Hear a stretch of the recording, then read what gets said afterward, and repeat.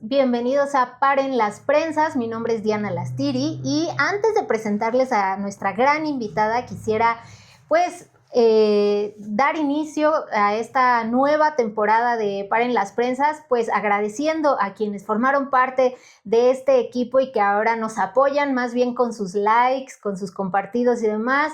Lalo Hernández, David Santiago, los amamos, los adoramos y esperamos que en los proyectos que están iniciando les vaya increíble. Esta vez no está mi compañero David Galván porque pues así es la vida, así la gente nos trata muy mal a todos nosotros, pero pues justo como les decía también, no estoy sola, hoy tengo una gran invitada, de verdad me siento súper orgullosa de poder hablar con ella y de poderla contar como entre las colegas con las que sí me llevo bien.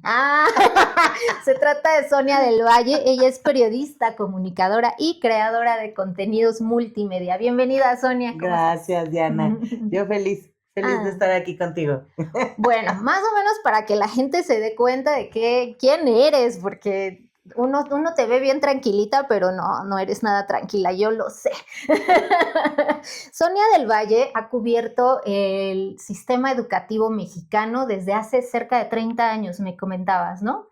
Lo cubrió desde el periódico Reforma, ella era la reportera titular de esta fuente, de la fuente educativa. Antes de eso fundó CIMAC Noticias, la agencia que está especializada en perspectiva de género, en contenidos con perspectiva de género, y también hace un momento nos comentabas que han hecho capacitación para compañeros reporteros precisamente en este tipo de temas. Actualmente trabaja en Mexicanos Primero, en el área de... eres la coordinadora de la parte educativa de Mexicanos Primero, ¿es cierto? No, directora de comunicación educativa. ¡Ay, qué bonito se oye! Mírenla, tan soberbia ella. Pero ustedes no lo saben, pero tantito antes de iniciar, Sonia nos aventó una bomba aquí en el pobre set de Paren las Prensas, que me gustaría empezar precisamente como por esos inicios de una joven Sonia del Valle que nos comentabas que había ido a una beca a Nueva York. Uh-huh. ¿Y qué cosas viviste allá? ¿Sabes qué fue lo más interesante? Que yo pude tener acceso a la beca para estudiar el sistema de Naciones Unidas por una, quizá por muchas razones, pero una en especial era que sabía inglés. Claro. Y entonces eso me permitió llegar a Nueva York el septiembre 10 en la noche. Creo que fue uno de los últimos vuelos que llegó a la ciudad de Nueva York. Y el 11 se cayeron las torres. Justamente cuando estaba yo obteniendo mi pase de prensa para entrar a Naciones Unidas, muy temprano, me dijeron que tenía que estar muy temprano ahí, eran cerca de las 7:30 de la mañana. Cuando estábamos viendo, tienen 2 televisoras sin sonido, estábamos en la fila varios periodistas, entre ellas yo, y porque algunos renuevan sus credenciales, etcétera. Y entonces veo 2 compañeros periodistas que están hablando entre ellos, uno delante del otro, y el que está, dijéramos, de frente a las cámaras, dice, caray, y entonces cuando vemos que se estrella en la pantalla, vemos un avión que se estrella en una torre. Y yo le dije, ¿qué torre es? ¿Qué es eso? ¿Dónde está eso? ¿No? Y entonces me dice, es el World Trade Center. Y entonces, justamente cuando él está diciendo eso, yo paso y me entregan mi pase de prensa y dije, con esto ya la hice. Y entonces me fui, por supuesto me olvidé del sistema de Naciones Unidas y la beca y todas esas cosas. Y entonces más bien me fui a ver dónde estaban mis compañeros, porque era un grupo de periodistas de varios países, de lo que se llamaba antes los países en desarrollo, y estaban todavía en el hotel. Cuando yo pasé por el hotel, les dije, se atacaron las torres gemelas, corramos. Uh-huh. Y entonces empezamos a correr y era muy interesante porque durante todo el trayecto hacia Naciones Unidas está, dijéramos, en un extremo de la isla y del otro lado están las torres, ajá, del otro extremo de la isla.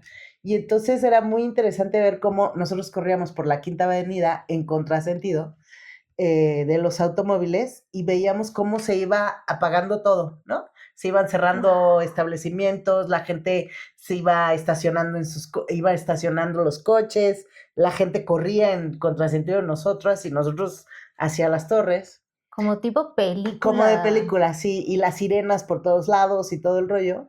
En ese trayecto, cuando llegamos a las torres o al lugar de donde estaban las torres, nos toca ver cómo se cae la segunda torre. O sea, eso no lo viste tú en tele, lo viste en Lo vivo. vi en vivo y nos tuvimos que resguardar debajo de un camión que estaba ahí, que yo creo que por eso nos salvamos, porque cayeron todos los polvos, papeles, piedras, no sé, y nosotros decíamos, esto es como una explosión que ojalá no nos toque, así. O sea, Y ustedes es más o menos, perdón, ¿como a qué distancia estaban de la torre? como unas 4 cuadras o 5. O ¡Wow! sea, si vemos las distancias de 4 o 5 cuadras, muy cerca, o sea, lo veíamos. Vimos claramente, íbamos llegando y nos detuvo eso y nos resguardamos, junto con mucha más gente. O sea, unos se metieron a unas cafeterías, o sea, a unos Sí, restaurantes, claro. porque aquello empezó a volar todo, papeles, o sea, el polvo, me acuerdo todavía del polvo y hasta me hago así, porque porque era casi asfixiante, ¿no? Y por supuesto no había ni siquiera todavía acordonado la zona, o sea, era como una locura ahí total. Llegaban y llegaban policías y bomberos y camiones, ¿no? Perdón, y Salud. entonces yo decía, wow, qué impresión, o sea, esto está como muy loco, ¿no? Soria, ¿cuántos años tenías cuando pasó esto? Pues no sé, eso habrá sido, ¿qué? ¿Hace cuántos años Fue en son? 2011. 2011, son Muchos que años. muchos años, muy pocos tenía. Ay, sí. Entonces tenía muy pocos. O sea, digamos que estabas como en tus 20s. Sí, yo creo, por ahí, finales de los ¡Wow! 20, sí. Y entonces lo interesante fue como periodista, pues el único pase de prensa, comillas, que tenía era el de Naciones Unidas, que era para entrar al edificio. Y entonces ahí indagamos sobre todo los periodistas latinoamericanos, que éramos como 4 o 5, pues qué tenemos que hacer para reportear, ¿no? Entonces nos dijeron que teníamos que ir a la policía. Entonces era muy interesante porque era el distrito de policía de Nueva York quien te daba la autorización de prensa, ¿no? Entonces nos formamos y todo el rollo para sacar el pase de prensa. Ya con el pase de prensa colgado, entonces podías como deambular cerca, porque luego ya acordonaron y no podías entrar y todo el rollo. Entonces, yo creo que fue como muy, muy sorprendente saber uno cómo opera todo un momento de caos, ¿no? Y qué es lo que tú puedes escribir o reportear y al mismo tiempo saber que puedes hacerlo, ¿sabes? Porque, pues nada, yo venía de reportear a las mujeres, o lo que les pasaba a las mujeres en términos de políticas, legislación, etcétera, y de pronto estás en un momento que dices, wow, qué interesante, ¿eh? Pero sobre todo por el aprendizaje, ¿no? Porque la primera semana que teníamos que ir a estudiar, pues no estudiamos, ¿no?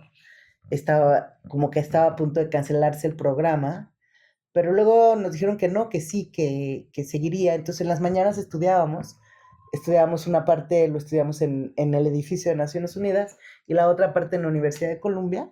Y, y una cosa que nos pasaba es que después de, no sé, la hora de las 2 3 de la tarde, y yo por supuesto a través de CIMAC, pues mandaba informaciones a Radio Educación, a Radio 13, a Radio Universidad, con Rocha, con Ricardo Rocha, mandaba información a la agencia, etcétera. Yo escribía como loca, mandaba informaciones, o sea, reporteaba, tomaba el teléfono para todos lados y le contestaba a todo el mundo y les contaba cómo estaba el asunto. Que además es una época en la que no existía el WhatsApp. No, El todo internet era ni de de viva broma. voz Sí, y claro. correo electrónico, ¿no? Entonces era muy interesante, pero quizá lo más profundo era ver esa ciudad tan vibrante, ¿no? En un profundo dolor. Y cómo tienes que respetar esos dolores, ¿no?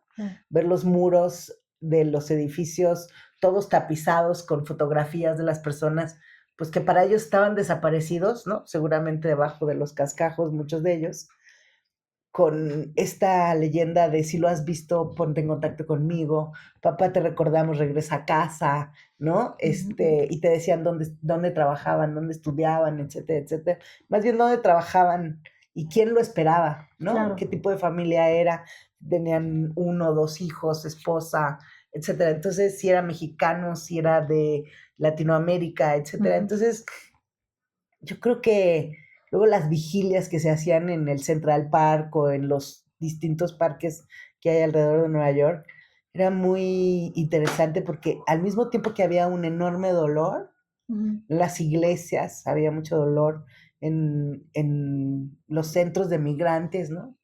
Me acuerdo la Casa Puebla que tenía muchos migrantes poblanos y muchos de ellos habían trabajado o trabajaban en el edificio, en el restaurante que estaba hasta arriba, que se llamaba Windows of the World, como meseros o afanadores, etcétera, pues no tenía mucha información. Y luego, ¿cómo se fueron dando las cosas? Primero tratar de encontrar a las personas, luego tratar de identificarlas y entonces pedían pues un cepillo de dientes, un cepillo de cabello, Para las pruebas de para ADN. las pruebas de ADN. Entonces era como muy, muy impresionante tener que cubrir esta manera de cómo se levanta una ciudad con todo eso y todo cerrado además, ¿no? El patriotismo que empezó a suceder, pero al mismo tiempo el temor. Claro. Porque estaba todo el tema del anthrax. Ajá. Todos estos posibles sobres con este veneno anthrax que te podía morir, y te podía matar y no sé qué. Entonces la gente, como muy en la psicosis, empezó a comprar máscaras de gas, y entonces que había unas mejores que otras, ¿no? Y yo me acuerdo que en la redacción me decían, ¿y ya compraste tu máscara de gas? Le dije, no, no voy a comprar ninguna máscara de gas porque me parece que o sea, no lo veo el anthrax de ningún lado, pero no, o sea. Pero eso no quiere decir que no te dé miedo. Claro. Oye, Sonia, antes de esta experiencia, ¿habías tenido que cubrir algo tan doloroso? No. ¿Cómo, o sea, tú fuiste aprendiendo sobre la marcha cómo hacer esta cobertura? Doloroso porque era una enorme cantidad de personas. He cubierto muchos temas. Antes de eso cubrí el asesinato de las mujeres en Ciudad Juárez. Entonces, yo creo que también no hay nada más doloroso que una mamá te cuente que le entregaron una bolsa negra llena de huesos y le dijeron, aquí está su hija. ¿No? Eso va a ser profundamente tremendo, ¿no? Las historias de las chavas y de las familias de estas chicas desaparecidas o asesinadas o encontradas de manera subsecuente en Ciudad Juárez eran historias muy dolorosas, ¿no? Y yo creo que el dolor lo tendríamos que cubrir desde la indignación, pero sobre todo desde el respeto, ¿sabes? Desde la empatía, no para revictimizar, porque no creo en la revictimización de las fuentes. Creo que no le hacemos ningún favor a las víctimas diciendo, ay, pobrecita, miren cómo sufre, sino más bien es una persona que se atreve a decir que algo le pasa, que hay una tragedia que está atravesando su vida y su cuerpo y su familia, y que hay responsables, ¿no? Y los responsables son agentes de la policía, de la militar, de los militares, de los navales o del Estado, ¿no? Y entonces, siempre desde mi punto de vista, he considerado que cualquier cobertura que tenga que ver con el dolor de las personas, con las afectaciones a su vida o a vidas muy cercanas a ellas, tendría que ser desde la exigencia de la demanda de justicia, pero desde este punto de vista donde el Estado tiene que hacer cosas para responder. Claro. Les dije que íbamos a empezar con una bomba. Esta mujer, no, o sea, de verdad no es menor lo que les estoy diciendo. Es una historia andante, pero aparte de que eres una historia andante, tú has presenciado cosas de verdad históricas. O sea, por ejemplo, el tema de ahorita que decías, de las mujeres en Ciudad Juárez, a mí me parece algo, a pesar de que ya fue en mi época adulta, me parece algo lejano porque en ese entonces yo todavía no era reportera, ¿no? Y además muy pocas personas de la Ciudad de México pueden decir, me fui a Ciudad Juárez a hacer esta cobertura, porque también esa es otra. A mí ya me tocó la época de los medios que ya no te mandan a coberturas al interior de la República porque no hay dinero. Ujú. Sí. Pero justo este tipo de cosas tan, pues tan trascendentales que las hayas cubierto así, ¿nunca te llegaron a afectar a nivel personal? Sí, digo, sí te duele Ujú. el dolor ajeno, ¿no? No puedes ser indiferente a ello, al menos no yo. Y yo recuerdo cuando regresé de Nueva York, lloré muchos días seguidos, Ujú. ¿no? O sea, era como que si mi cuerpo estuviera Drenando. drenando, ¿no? Todo lo que había vivido, porque las historias de las personas que te contaban, em, la manera en la que pasaban bultos y bultos, salían más bien bultos en bolsas de plástico negro de los escombros de las Torres Gemelas, pues decías, wow, cada bulto Es es un una ser vida, humano, ¿no? ¿no? Ujú. Y esto está tremendo. Y cómo ves a los políticos tan distanciados, ¿no? Pues sí, iban y lo que tú quieras, pero los ves distanciados de ese dolor. ¿Cuánto tiempo estuviste en Nueva York? 3 meses. ¿3 meses haciendo esta cobertura? Ujú. O sea, durante los 3 meses estuviste publicando de este tema. Sí, más o menos, quizá 2 meses, quizá 2 meses. Sí, estoy confundiendo porque luego vino las Ujú. Navidades y, y no sé si cubrí eso. No, ya no. Pero sí, yo creo que septiembre, octubre Ujú. y en algún momento noviembre me regresé. Wow. Bueno, antes de continuar, quiero recordarles que nos sigan en nuestras redes sociales, en Paren las Prensas, aquí se las vamos a poner. Acuérdese, estábamos en Facebook, X, TikTok, Instagram, YouTube, en todos lados. Píquenle a la campanita en YouTube, píquenle al like, compártanos y demás. Pero bueno, regresando a este asunto. Ahora, ya, regresas a México, lloraste. Y luego, ¿qué siguió? ¿Cómo retomas tu vida? Me quedó chico. Yo trabajaba en la agencia de noticias en CIMAC y yo decía, está pequeño este asunto ahora, quiero más. Y entonces fue cuando me fui al Reforma. ¿Cómo llegas tú al Reforma? Pues Que mira, yo es... la verdad es que no sabía ni cómo, nunca había pedido trabajo en algún lado, ¿no? Entonces, le pregunté a una colega del periódico, a Ivonne Melgar, y le dije, oye, ¿cómo se hace para entrar en tu periódico? Entonces me dijo, no, pues fíjate, tengo que ver si Roberto Samarripa que era subdirector Ujú. entonces, ahora es director, te da una cita, no sé qué. Y le dije, bueno, pues si me la consigues chido. Y dice, no, pues Y ya así fue, entraste. y así entré, me consiguió la cita. Roberto luego me consiguió la cita con el director, Ujú. que era René Delgado. René Delgado me pidió hacer un reportaje. Hice un reportaje sobre los indigentes en la Ciudad de México Ujú. y se lo entregué. Y luego se tardaban, ¿no? Mucho tiempo en decidir si iba a entrar o no. Y entonces me dijeron, no, es que fíjate que no sabemos si vas a Enfoque o a Nacional. No, le dije, a ver, se resuelve bien rápido. Yo quiero Nacional y si nada más hay Enfoque, gracias, pero no gracias. Wow, ¿Y no? Y ya, entré. con Ya esos a Nacional tamaños. y y ya empecé a cubrir, pues obviamente la fuente mujeres, mucho Ujú. tiempo. Bueno, no sé si mucho tiempo, pero hice el primer año y dije, ya estoy cansada de esta fuente, conozco a todas, porque uno creo que tiene que retirarse cuando ya conoce a todos los de la fuente, o sabes más del que vas a entrevistar, porque la verdad es que qué flojera, ¿no? Cuando un funcionario te dice, no, pues no sé qué, y tú sabes más, dices, no, ya, me tengo que retirar de esta fuente al menos, ¿no? Sí, le Este, tengo que cambiar tantito, ¿no? exacto, entonces, en ese momento se fue el que cubría educativa. Y ahí fue cuando yo dije, pues yo quiero.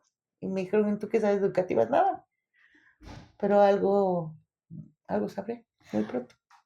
Entonces, aguántame con esta historia. Vamos a una pausa y regresamos.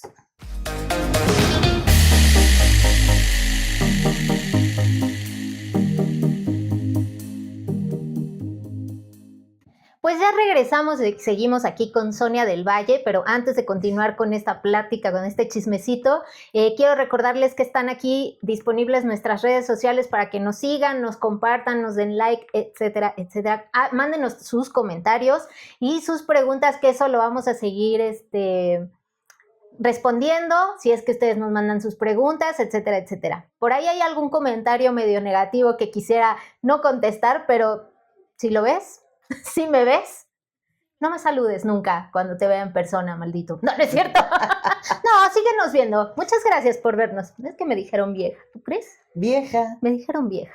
No, pues ¿Puedes van creerlo? a decir de mí que yo soy qué.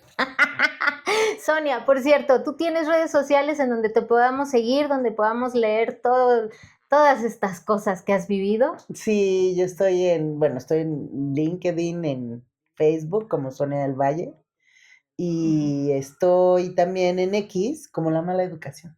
Ay, mira qué padre, eso suena como muy sensual. Oye, bueno, entonces entras pues a cubrir educativas, que es una fuente, que era lo que decíamos hace un momento, poco valorada, pero al mismo tiempo siento yo que es una fuente que tiene un tecnicismo, un cierto grado de especialidad que no todos tienen, ¿no? Yo creo que bueno, desde mi punto de vista, los periodistas lo que tenemos es una técnica, ¿no? Ujú. Y una metodología para investigar, o al menos yo así la concibo y siempre tuve una metodología para saber qué pasaba. Y entonces Ujú. conforme te vas dando cuenta de que la fuente es mucho más de lo que te imaginas, tiene que ver con política. La política educativa es complejísima en este país. Tenemos 32 sistemas educativos, 250,000 aulas, 2,5 millones de maestros, más de 30 millones de estudiantes, y solo estoy hablando de educación básica. Claro. Pero cuando te vas a los bachilleratos tienes como 20 o 30 distintos tipos de bachilleratos en el país. Ujú. Y si te vas a las universidades, hay distintos tipos de universidades, las autónomas, las tecnológicas, las interculturales, etcétera. Entonces te das cuenta de que es un sistema que hemos construido de manera muy compleja Ujú. como mexicanos, ¿no? Y es uno de los 9 sistemas educativos más grandes del mundo. Y tiene muchas reglas que conviven, ¿no? Ajá, Entonces, y muchos intereses, claro. porque cuando hablamos de un sistema que maneja 1 billón de pesos al año, pues Claro. tiene muchos intereses, ¿no? Ajá. Muchos intereses económicos detrás, no porque ese dinero se reparta en las escuelas, para nada, eso no sucede. Pero sí hay muchas personas, las plazas siempre ha sido un Justo. botín de control, no nada más político, sino económico, las plazas de los maestros de educación básica, pero las plazas de los maestros de media superior, pero las plazas de los maestros universitarios igual.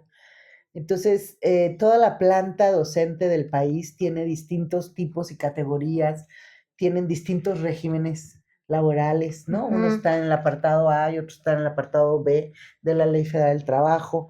Em, entonces te das cuenta que conviven sistemas complejos. En educación básica, por ejemplo, tenemos sistemas, lo que antes llamaban federales y estatales, al menos en la mitad de los estados. Ujú. Y cuando se descentraliza la educación, la SEP le pasa a los estados, Ujú. y los estados, hay estados que no saben qué hacer porque nunca han tenido un sistema propio.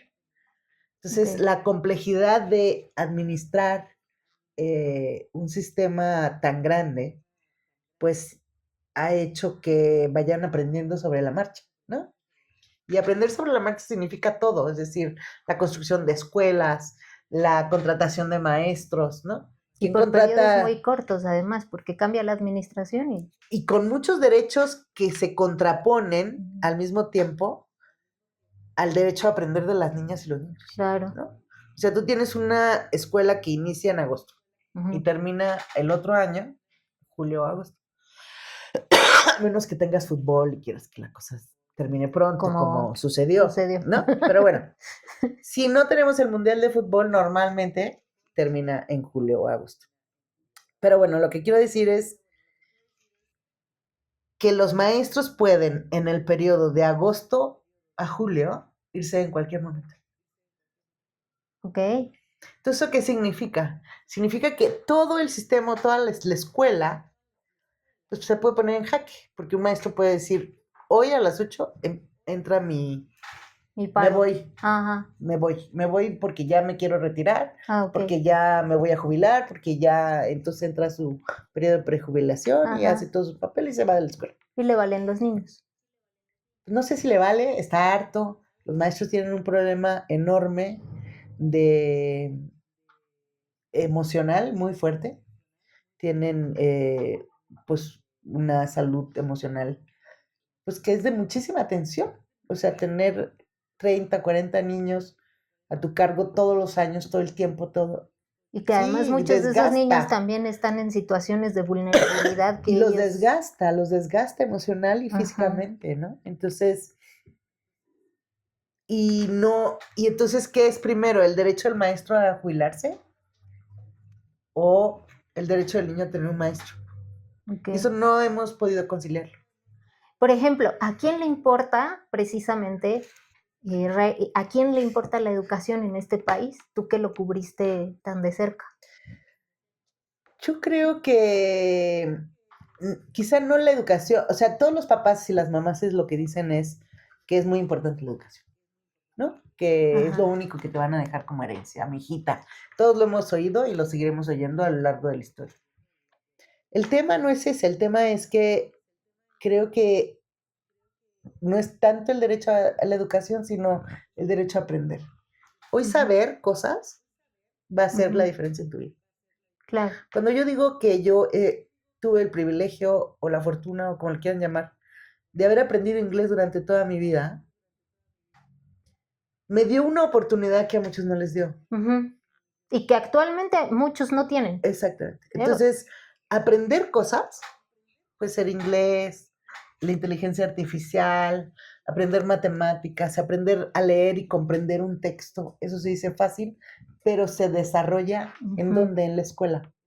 Los papás y las mamás pueden ayudar a fomentarlo, promoverlo, etcétera, pero es una habilidad que se desarrolla en la escuela. Y lo más importante de esta habilidad, en específico, la de la comprensión lectora, es que si no se adquiere antes de los 10 años, según los estudios de neurociencia, no se adquiere nunca. ¡Guau!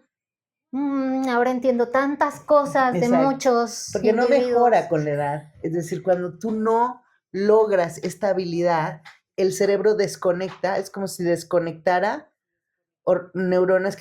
que no vas a utilizar porque ya no las utilizaste. Porque entiende que No no las las, vas a necesitar exacto, según tu cerebro. exactamente. Entonces, Wow. no funciona, ya no vuelve a funcionar igual. Oye, y ahorita que este tema de los maestros está, la verdad es que la ciudad está en jaque por todo este tema de los maestros. Al menos en los últimos 2 días han sido noticia por los destrozos que están realizando en sus manifestaciones. Primero me gustaría saber, porque mucha gente no lo conoce, cuál es la diferencia entre un maestro del CENTE y un maestro de la CENTE. O sea, ¿qué es una cosa y qué es la otra? ¿Y quiénes son estos maestros que están entonces en las calles protestando? Yo creo que es importante saber que los dos son parte del mismo sindicato. Ok.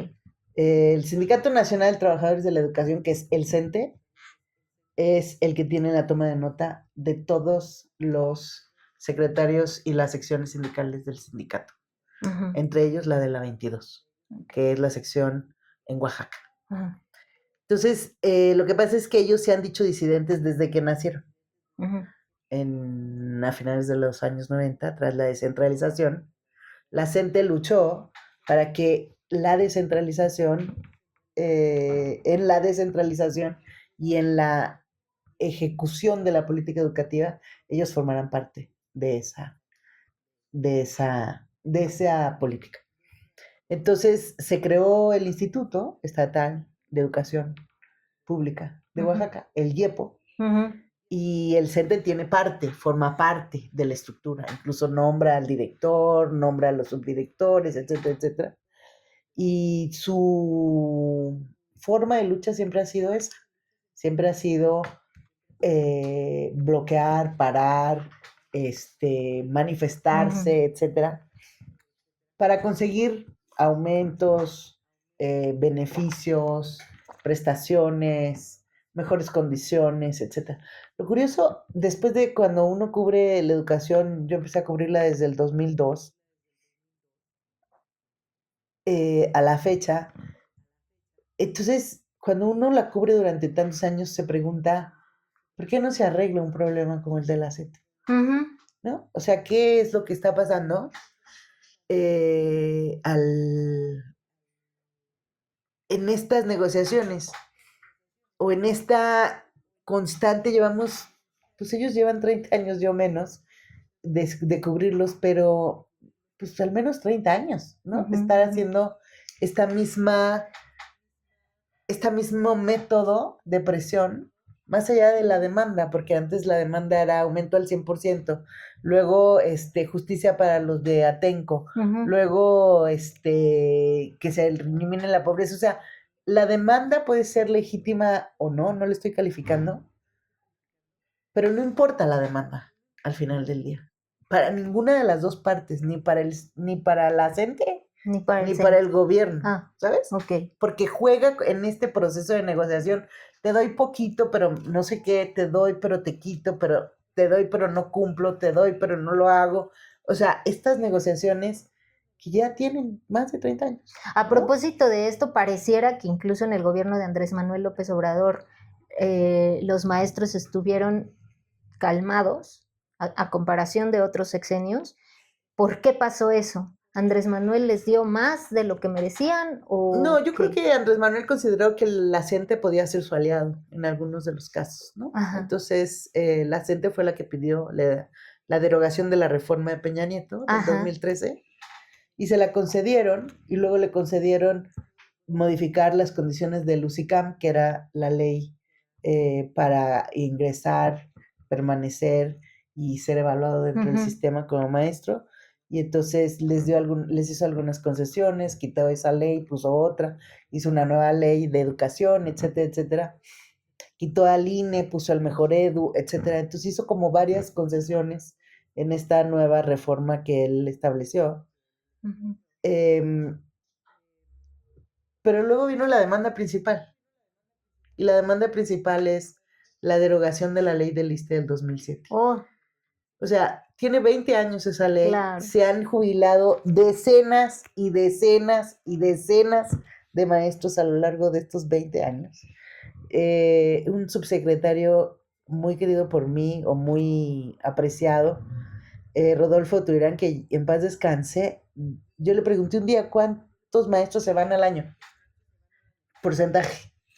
Me dijo entre el 5 y el 7%. Son un montón. De la plantilla. No todos son maestros frente al aula. Hay funcionarios que tienen plazas educativas, ¿no?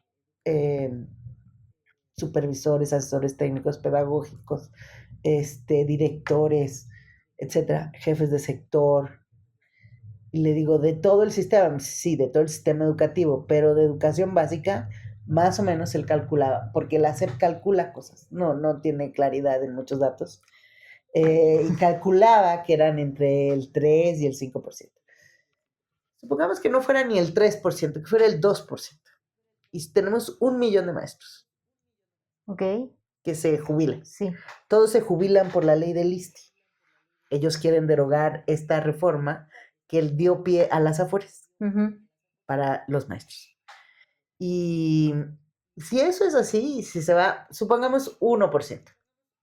En los últimos 20 años, súmale 100,000 cada año. Sí, no alcanza el dinero. No, para eso. Ya se fueron, ya se jubilaron, ya están fuera, 100,000 cada año, súmale en los últimos 20 años. Pero los que quedan y que están pidiendo que lo deroguen.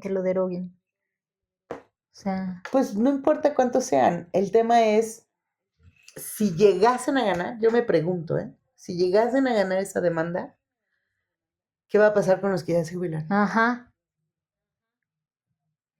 No les puedes aplicar la ley, o sea, No es retroactiva, yo lo sé, ajá.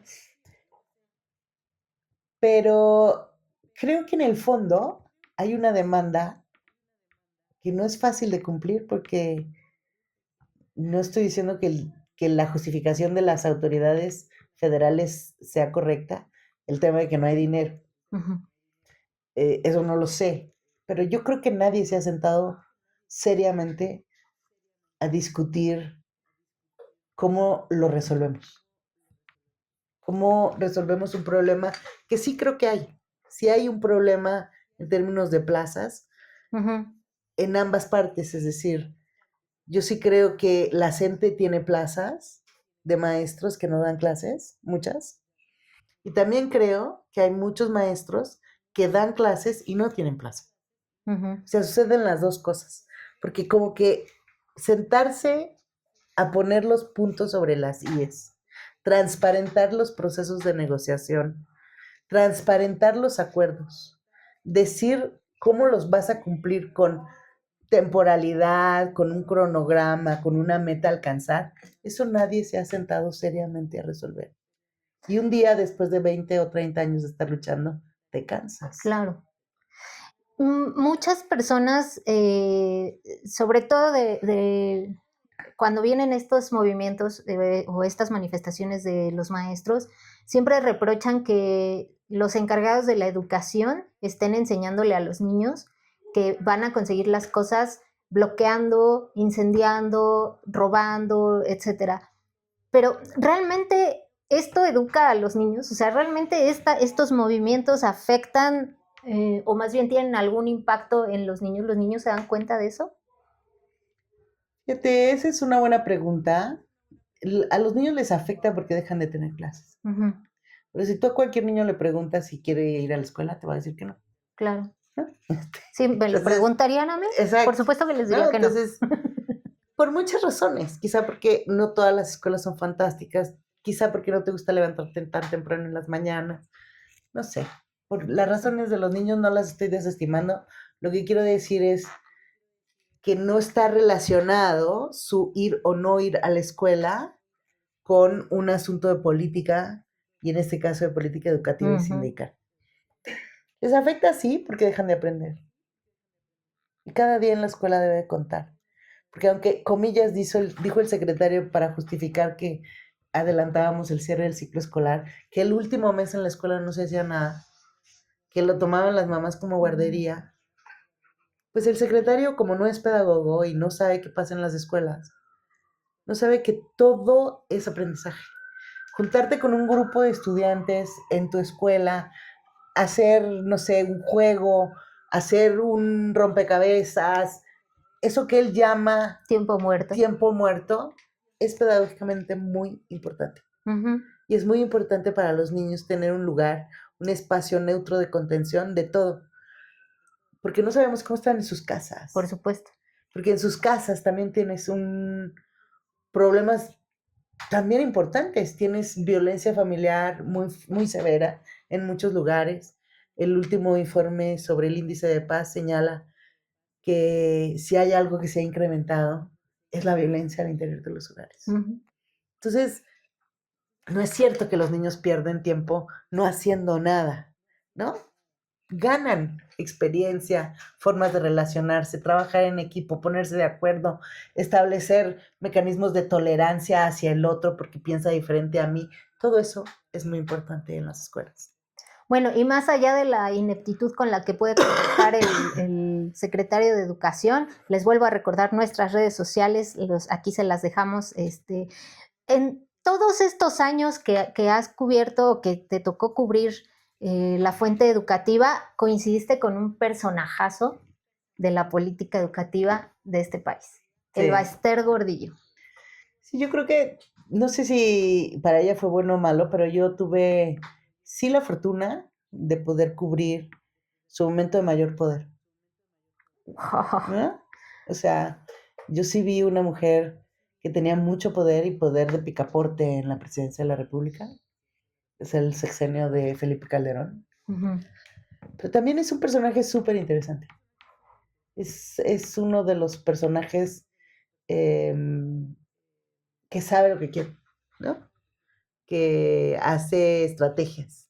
Es Ujú. una política de la vieja guardia y que pensaba, más allá de la educación, que no creo que estaba muy interesada en la educación necesariamente de los niños, pero sí estaba legítimamente interesada en la planta laboral, en sus agremiados, legítimamente interesada. Bueno, porque ella era maestra, ¿no? Ella lo vivió. Y porque cree en el sindicalismo magisterial, ¿no? Es decir, es una militante del sindicalismo magisterial, de los derechos de del magisterio, de los beneficios y prestaciones del magisterio.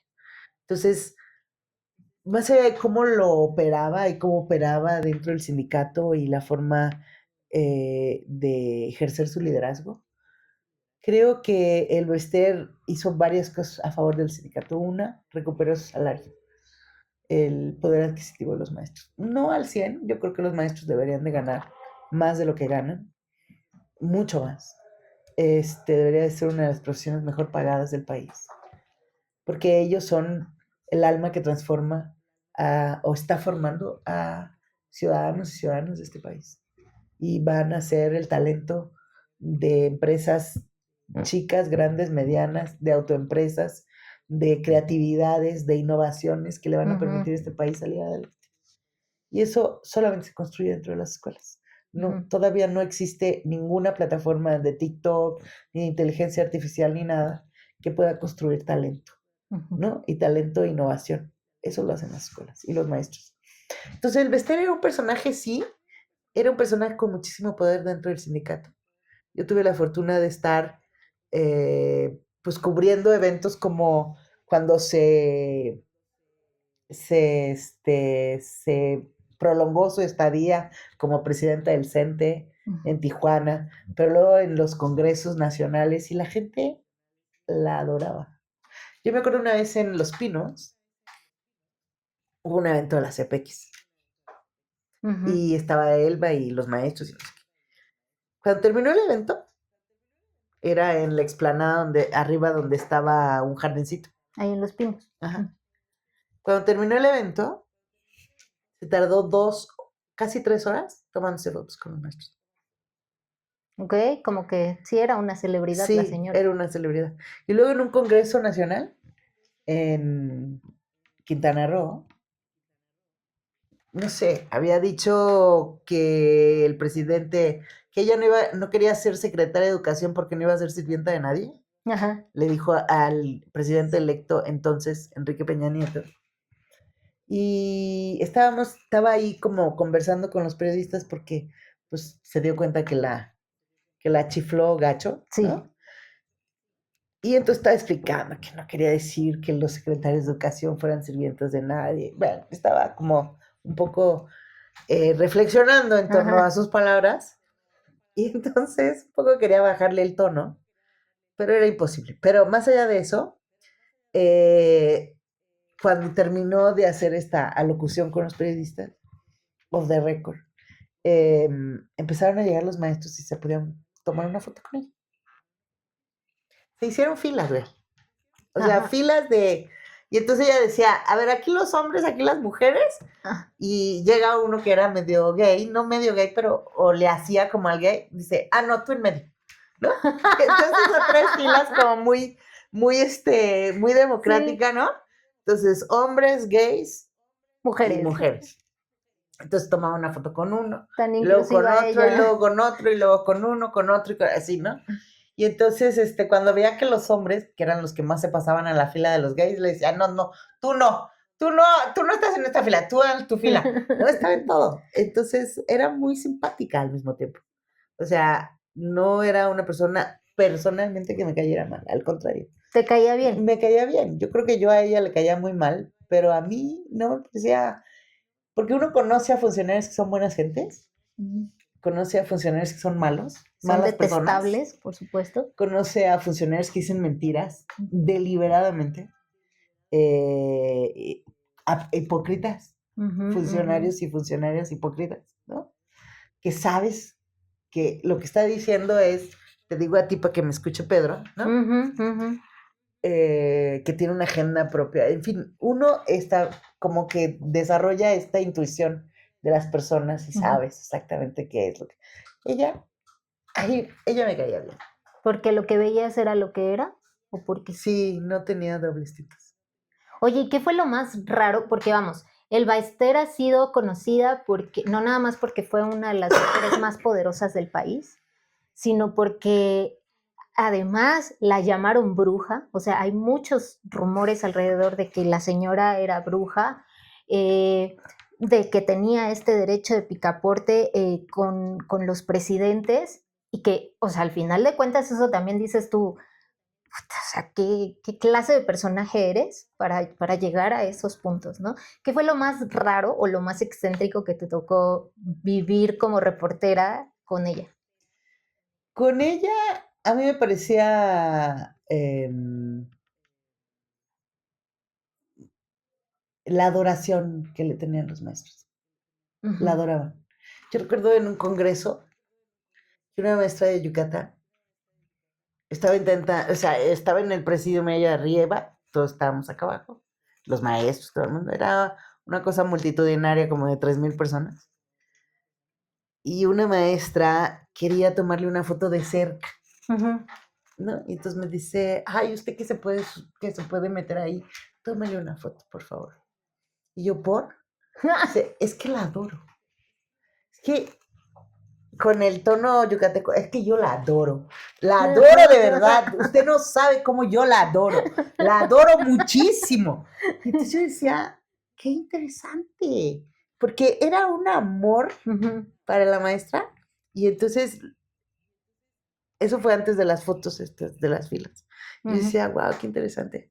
Pero como ella, muchos, o sea, veían la manera en la que los maestros, los delegados al Congreso, veían a la maestra, era insólito, era de devoción. Y además, en esos congresos que les pagaba todo, tenían prohibido tomar. ¿Los maestros? Todo el mundo. ¿Y qué hacían los reporteros, Sonia, si somos bien alcohólicos? No, bueno, los reporteros no, porque teníamos otro tipo de... De viáticos. No, te daban una pulsera. Te daban una pulsera como en estos all inclusive hoteles. Te daban una pulsera. Entonces los maestros tenían su propia pulsera. ¿A poco? Sí. Y entonces los meseros sabían que bajo ninguna circunstancia les podían ofrecerles alcohol. Y me acuerdo que cuando terminan estos eventos, ¿no? Su última alocución es, ahora sí, maestros, son libres, pueden hacer lo que quieran, ¿no? ¿Qué significaba? Pues si quieren emborrachar. Claro. Pero la adoración que le tenían los maestros era muy impresionante. Y por supuesto el tema, así como había quien la adoraba, había quien le tenía miedo. Cuando ella se reelige y dice que va a seguir siendo presidenta vitalicia del sindicato, yo conocí un grupo de maestros que todos iban con una bruja o con distintos brujos para protegerse y entonces tenían colgantes aquí en el cuello como santeros. De protección, sí, como santeros, y me llevaron con la santera y todo el rollo, no sé si era santera, bruja o lo que sea, y entonces me decían que sí, que ellos sabían que pues la maestra manejaba las brujerías y no sé qué, no sé cuánto, y que por eso se protegían. Incluso me regalaron una imagen que todavía tengo una foto de un evento que ellos habían puesto el cofre del Bester Gordillo y donde estaban así era una obra de teatro y entonces en medio de la obra de teatro empezó a salir humo. Todos, ven, si es bruja, no, nos está mirando, casi creo. Y entonces yo le decía, ay, maestro, no inventé. Pero luego tuve una conversación también con el Bester Gordillo y le dije, con el Bester, no con Josefina, que me preguntó, oye, Sonia, ¿tú qué harías en Josefina Vázquez Mota. Y yo, pues no, esa pregunta pues es muy complicada. no sé qué haría, no tengo ni idea, no tengo la respuesta. Pero si usted quiere pelear con el Bester Gordillo, yo le recomiendo que se busque un chamán, Ajá. porque pues si no, no va a pelear bien. Y entonces ella me empezó a contar cosas que le habían pasado, porque le dije, ¿a poco no le han pasado cosas raras? Bueno, el de prensa que estaba aquí al lado, o sea, se quedó así como, ¿de qué están hablando? ¿No? Porque ella y yo le decía, ¿a poco no le han pasado cosas raras cuando hablo con el Bester? Así de cosas insólitas, raras. Me dice, sí. Y entonces me empezó a contar las cosas que le habían pasado. Y entonces yo decía, búsquese un chamán. Búsquese un chamán. Sí. Porque si usted quiere pelear con el Bester Gordillo, tiene que estar protegido, hija. Porque si no, pues va a perder. Pero esa es mi recomendación. Entonces, cuando llegué al periódico, me dijo el Samarripa, Sonia, ¿qué bueno te fue con la... Era off the record la reunión. Y yo, pues nada, él me preguntó que si yo podía resolver el problema, que si le daba recomendaciones para el sistema educativo. Ajá. Y le dije, no tengo ninguna recomendación, pero le recomendé un chamán. ¿Cómo? ¿Cómo te atreves? Imagínate que le hable a no sé quién del periódico o al dueño, a no sé quién, y diga que tú fuiste a recomendarle que encontrara un chamán para protegerse. Pues sí, es mi única recomendación, no puedo darle más recomendaciones. ¿Qué voy a saber yo del sector educativo para recomendarle? No, pues no. Se va a enfrentar con una mujer que energéticamente es muy poderosa, tiene una energía muy fuerte y eso es un imán, ¿sabes? Que frente a ella, pues, era desproporcionada. Y que los maestros genuinamente entonces sí la querían. Sí, yo creo que no todos, obviamente, pero sí. Un gran número. Mucho, sí, la admiraban mucho. Quizá por el poder mismo, es decir, cuando uno es líder de un gremio tan grande, ¿no? No nada más la admiraban ellos. Yo vi políticos, yo vi empresarios, arquitectos, uno muy famoso que iba a construir la ciudad de la educación. Un recinto que tienen allí en Santa Fe, o tenían, Puerta del Sol, que iba a poner obras de arte y no sé qué tanta cosa la maestra dijo, que iba a hacer, era un arquitecto muy, muy famoso, está embelesado con ella. Wow. ¿Sabes? O sea, sí era un personaje que, sí, que encantaba. O sea, ¿tú supiste algún chisme de sus amoríos? Porque, por ejemplo, cuando ya estaba en la cárcel, se casó con su abogado. Y su abogado era muy joven. No era su abogado, era como el ayudante del abogado, porque trabajaba en el despacho del abogado del Toro. Sí, y se enamoró, o se enamoraron, no sé si se enamoraron o no, pero bueno, eso dicen las malas lenguas. Porque el chavo es muy devoto, ¿cómo se dice? O cree mucho en San Judas Tadeo, y ella también. Incluso él escribió un libro sobre San Judas Tadeo. Ok, yo dije sobre Elba, ¿no? No, sobre San Judas Tadeo. Ok. Y entonces en yo creo que intercambio de creencias, de conversaciones diversas, pues saltó lo de el San Judas Tadeo, le regaló el libro, entonces, pues de ahí, me imagino, surgió el amor, ¿no? Lo que me parece fantástico, poderte casar con un individuo a los 70 años. El muchacho tendría como 30, ¿no? Pues sí, recuerdo que era muy 40, joven. Sí. Y siguen casados. ¿A poco? Sí, claro. Yo pensé que ya se habían divorciado. No, yo creo que es amor para siempre. Ay, qué horror. Oye, ¿y tú cómo viviste justo la caída del Bester? Me pareció doloroso, me parecía que era injusto que la tumbaran por eso. Era claramente que era una venganza política del PRI, porque ella les jugó malas pasadas cuando fue líder en el Congreso de los diputados del PRI, se alió con el PAN, etcétera. En fin, políticamente me parecía que el PRI cuando regresó al poder, se la iba a cobrar. No por el dinero del sindicato, sino porque se llevó al sindicato del PRI. ¿No? Son votos, son votos. Como si fueran sus canicas. Sí, sí. Entonces, bueno, esas y seguramente muchas otras traiciones internas que uno no conoce, pero me parecía que era una venganza más de ese tipo que de Ujú, cualquier otra cosa, porque la acusación era por lavado de dinero ujú, y crimen organizado, por un dinero que era de los maestros. ujú, Era, como decía mi amigo Abel, da para juicio, pero no para sentencia, ¿no? Que le decían los jueces. ujú. Entonces, y nunca llegó a juicio, No. porque tiraron todas las órdenes de aprehensión, que Mm, eran varias. Entonces eso un poco demuestra que no había elementos para mantenerla en la cárcel. sí, que más bien fue una vendetta nada más, ¿no? Sí, entonces duró, pues eso, el tiempo que tenía que durar mientras Peña Nieto gobernaba. Porque el Bester sí hizo, cuando se hizo la reforma educativa, que les pidió encarecidamente que no pusieran el tema de la permanencia en la reforma. Era lo único que no quería.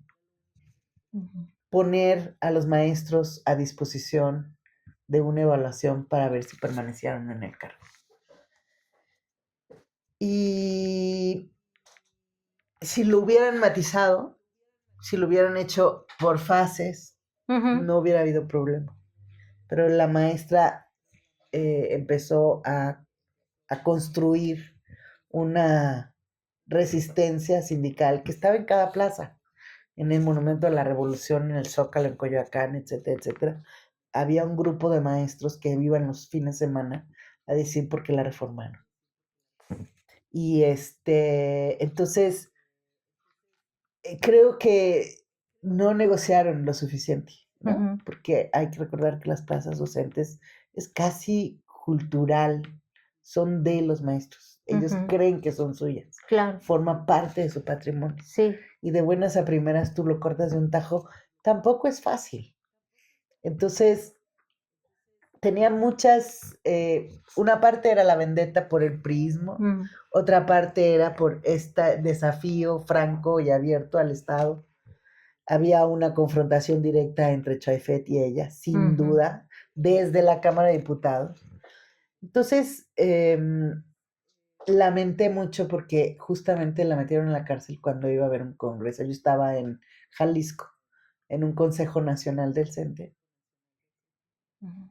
y ahí se enteraron todos que estaba preso. ¿Y cómo lo...? Estaban muy tristes.